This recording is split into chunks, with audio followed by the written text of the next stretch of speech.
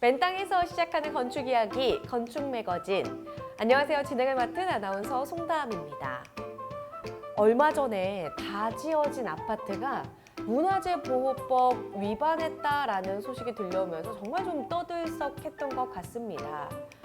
내가 산 땅에 내 건물을 올린다고 하더라도 따져봐야 되는 법률들이 한두 가지가 아닌데요. 하물며 이미 다 지어진 건물을 법률에 맞춰서 수정한다는 것? 이건 또 불가능에 가까운 일이 아닐까 싶습니다. 그래서 오늘 이 시간에는 공사 단계부터 지켜야 할 건축 법률에 대한 이야기를 나눠보려고 합니다. 도움 말씀 주실 분부터 소개해 드릴게요. 박서원 대표님입니다. 안녕하세요. 안녕하세요. 박사원입니다. 네, 대표님. 오늘은 저희가 공사 단계부터 이야기를 쭉 나눠보려고 하는데요. 먼저 건물을 올리는 과정, 어떤 순서로 이루어지게 되나요? 간략하게 설명드리면 현황 측량을 한 말뚝을 또 받게 돼요. 경계선에. 거기에 보면 저희가 이제 펜스를 치게 됩니다. 뭐 소음이라든지 비싼 먼지 때문에 가설 공사라고 해요. 펜스 치는 걸. 그다음에 그걸 쳐놓고 안에 있는 그 펜스 안에 있는 이제 건물을 철거를 하게 되죠.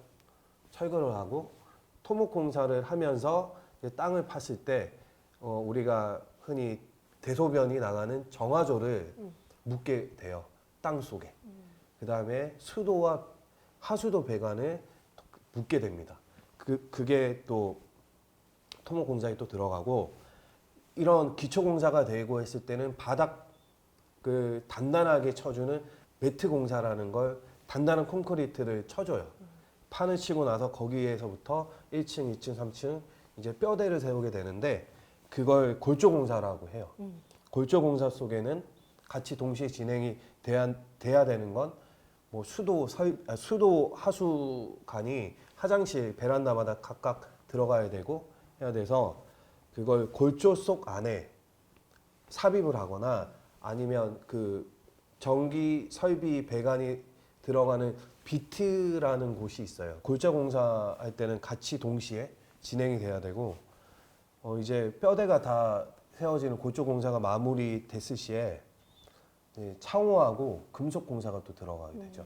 외벽 마감재, 뭐 대리석이라든지 복합 판넬이라든지 뭐 목자재, 네. 외부 목자재라든지 이런 공사가 또 들어가게 되고 또 내부 인테리어 공사는 또 동시에 또 들어갑니다. 동시에 해도 돼요. 공사를 이제 다 이제 진행이 끝날 시에는 이제 하자가 없는지 검토하는 마감 공사가 또 필요하죠. 아니 진짜 그냥 집과 관련해서 막연하게 공사를 생각하면 한 단순하게 저는 인테리어부터 시작이라고 생각을 했는데 집을 처음부터 짓고 땅을 고르는 그 과정부터 하나하나 따져보니까 여간, 시간, 노력, 정성이 들어가야 되는 일이 아닐까 싶습니다. 그리고 또 이제 공사를 진행하다 보면 우리가 따져야 되고 지켜야 하는 법들이 있는 것 같더라고요. 그 부분에 대해서도 좀 설명해 주세요. 이건 제 경험담입니다. 경계 측량을 했는데 수십 년 동안 우리 땅을 본인 땅인 줄 알고 점유해서 쓰고 있는 거예요. 그 땅을 내 땅이니까 돌려주십시오 했을 때는 그 사람이 점유하고 있기 때문에 지금 현행법상 돌려받을 수가 없습니다. 그래서 보통은 경계 측량을 하고 땅을 사는 게 좋습니다. 경계 측량을 할 때는 이해관계인들이 한테 통보가 돼 있습니다. 옆집, 앞집, 뒷집. 그렇게 되면 세 집에서 나와서 내 땅이 어디에 정확하게 경계가 있구나 라를 파악을 하고 먼저 사는 게 가장 중요한 것 같아요. 그런 걸 다 검토하고 공사를 또 진행했는데도 불구하고 국유지 도로가 아니고 사유지 도로가 많아요.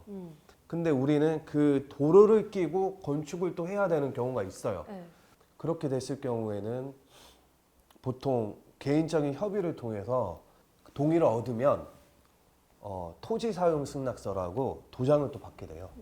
그걸 받으면 그 사유지 도로에 상하수도하고 도시가스 배관들이 매립이 돼 있어요. 그거를 그 사람 또 땅을 파서 그걸 우리 건물 쪽으로 틀어야 됩니다. 조인을 시켜야 된다는 거죠. 그러면 또 거기에 대한 토지 사용 승낙서를 또 받아야 되니까 참 이해관계인과 협의할 게 너무 많아요. 이런 문제들은 건축 허가 전에 철저히 검토하고 미리 해결하고 건축 허가를 내는 게 좋습니다. 맞습니다. 이렇게 건축 과정에서는 여러 이해관계를 갖고 있는 사람들끼리 갈등을 빚기도 할 거고요. 또 여차저차 내가 모르는 곳에서 변수가 좀 생길 수도 있는 것 같습니다. 이렇게 좀 민원이 발생하는 경우도 있고 심하다 보면 공사를 좀 중단해야 되는 케이스도 있잖아요. 이럴 때 문제 해결은 어떻게 하시나요? 가장 많이 생기는 민원은 소음이에요. 모든 건축 공정에서는 소음이 날 수밖에 없어요. 그러면 주변에 있는 집들한테 사실 저희 시공업체에서는 미리 인사를 하죠. 그렇다 보면 그런 민원도 좀 수그러들고, 그다음에 또 공사 또 시간을 좀 조절해서 저희가 뭐 소음이 안 나는 걸 조정해서 좀 할 수가 있죠. 아니 진짜 집에서만 보더라도 아파트에서 어느 한 집에서 내부 인테리어 공사만 한다고 해도 진짜 사람들이 그 소음에 예민해서 싸움 네. 나는 것도 참 많이 봤거든요. 맞죠. 근데 하물며 건물을 지으니 그 소음도 어느 정도일지, 그리고 그 과정 중에서도 또 트러블을 해결하는 것도 얼마나 좀 힘든 일일지 생각을 다시 한번 해보는 계기가 된 것 같습니다. 오늘 저희가 건축 법률에 대한 이야기를 나눠봤고요. 지금까지 박서원 대표님과 함께 이야기 나눠봤습니다. 도움 말씀 고맙습니다. 맨땅에서 시작하는 건축 이야기, 건축 매거진. 오늘은 건축 법률에 대한 이야기를 나눠봤습니다. 나만의 집을 짓고 싶은 분들께 오늘의 방송이 큰 도움이 됐으면 좋겠고요. 저는 이만 여기서 인사드릴게요. 시청해주신 여러분 고맙습니다. 감사합니다.